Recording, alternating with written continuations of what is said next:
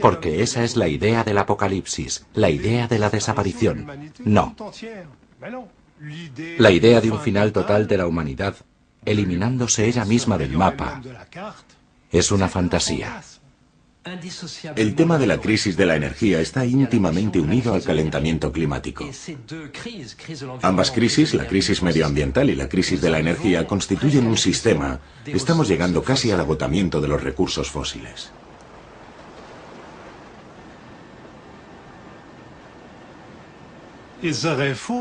Sería una locura considerar que esos fenómenos ponen de manifiesto un destino funesto para la humanidad. Lo que ponen de manifiesto es que la humanidad pasa por un momento de su historia en el que la inquietud puede más que la esperanza. Los primeros efectos del calentamiento climático serán las migraciones de la población. Serán guerras por el acceso a los recursos cada vez más escasos, en concreto a los recursos energéticos. En resumen, la humanidad se destruye al destruir su medio ambiente, pero todo esto acabará en auténticas guerras y en auténticos conflictos.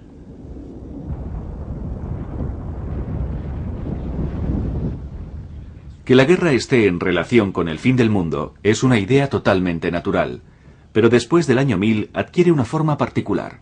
Mediante un cruce de influencias, la conquista de Jerusalén va a convertirse en una cuestión previa a la llegada de los 1000 años de felicidad tan esperados. Cruzada y Apocalipsis se dan la mano en un momento en el que se observa un renacer del milenarismo. Se produjo un ascenso del milenarismo con Joaquín de Flor, quien, para situarnos, murió en 1202. Joaquín de Flor era un piadoso monje calabrés que creyó que en un futuro bastante próximo, él hablaba del año 1260, llegaría el tercer estado, la tercera fase de la historia del mundo. Existió la época del Padre. Fue el Antiguo Testamento. Un Dios justo, una figura patriarcal, justicia, fuerza. Le siguió la época del Hijo. Es la época de la Iglesia visible. Es la época en la que el clero encarna la continuidad con Cristo, dirige una Iglesia visible. Y la novedad de Joaquín de Flor es que dice que llegará un tercer reino, y que este tercer reino será el del Espíritu Santo, y por lo tanto el de la aparición de una especie de nueva Iglesia. Y todo ello dentro de una especie de reino de felicidad que durará un tiempo determinado, antes del fin de los tiempos, propiamente dicho.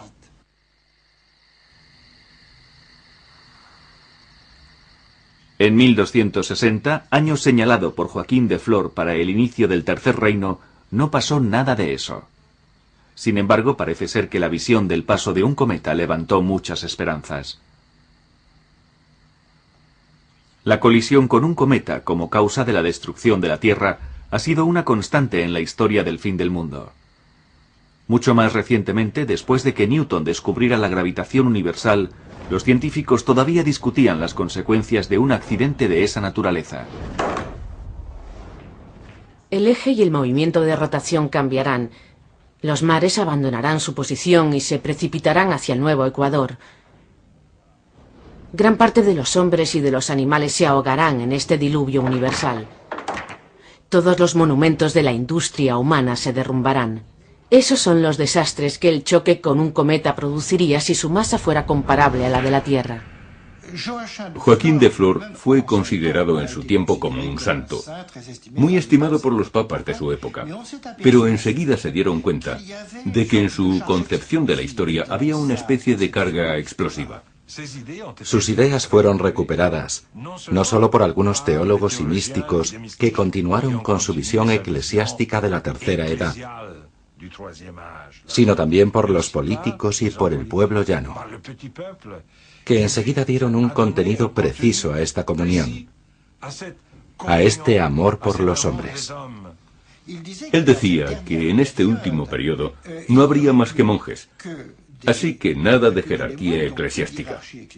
Como dice el Evangelio, los últimos serán los primeros, es decir, los pequeños. Y ahí había una posibilidad revolucionaria. Menos tasas, menos impuestos, menos injusticias, más poder para los pobres, e incluso una sociedad hecha por los pobres y para los pobres. La misa que él celebra aquí es revolucionaria. Es la de la teología de la liberación. En ella el mensaje evangélico toma las palabras y las fórmulas del materialismo dialéctico. La influencia de Joaquín de Flor va a ser duradera. La misma inspiración que se desprende de su mensaje va a recorrer los movimientos de revuelta campesinos desde finales de la Edad Media hasta nuestros días. La idea última que anima esta inspiración consiste, en cierto modo, en querer realizar aquí abajo el reino de Dios. Los cristianos creemos que esta hostia es signo de la fuerza espiritual que nos da Dios liberador. Que nos den valor para continuar más combativos. Amén.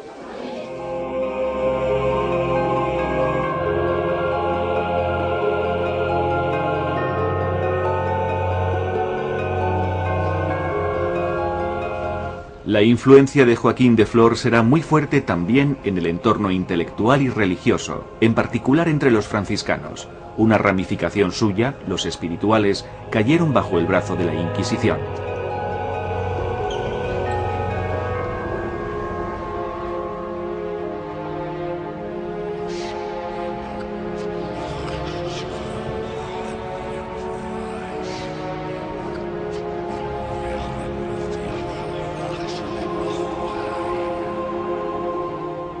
Hacia 1348 se produce una gran catástrofe apocalíptica, la peste negra, que devastará entre un cuarto y la mitad de la población de Europa.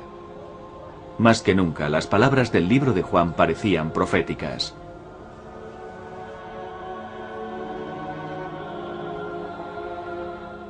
Yo miraba y entonces apareció un caballo de un color verdoso. Su jinete se llamaba la Muerte.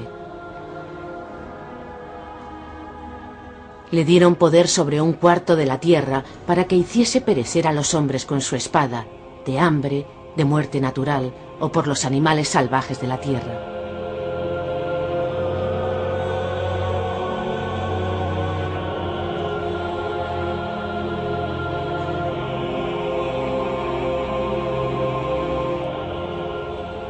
Con el descubrimiento de América, la esperanza de construir en la Tierra un nuevo mundo, como se prometía en el Apocalipsis, cruzó el océano. Tanto los franciscanos que vinieron a México, o los jesuitas a Brasil, como los protestantes que se instalaron en el norte de América, creyeron que América iba a ser el lugar de la renovación del cristianismo y de la instauración del periodo intermedio de paz y de felicidad antes del juicio final. Está escrito en el libro del Apocalipsis, capítulo 7, que las tribus perdidas de Israel serán encontradas antes del fin del mundo. Puede ser que estos indígenas sean las tribus perdidas, y de hecho en el siglo XVI hubo un gran debate sobre el tema. Bueno, se consideraba que ellos tenían constancia de una gran inundación del mundo. Estaban esperando un Mesías, Quetzalcóatl, la serpiente emplumada, el dios de los indígenas del altiplano de México, los mochicas, que vendría del mar. Esto prueba que este pueblo desciende de las tribus perdidas de Israel, y así, de repente, los indígenas se convirtieron, quizá en esas tribus perdidas, lo que permitiría alcanzar el objetivo, el final deseado, esa ansiada nueva Jerusalén que estaba por llegar.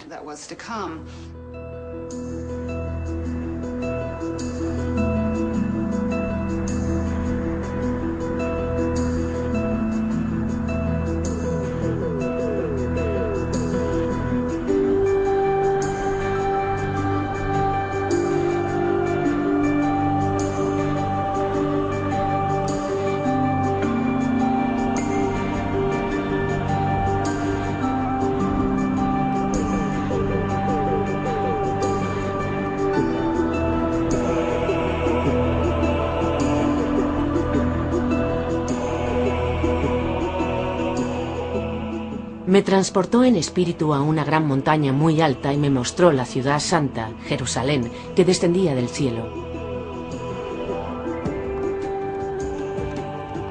Su resplandor era semejante al de una piedra preciosa, a una piedra de jaspe transparente como el cristal.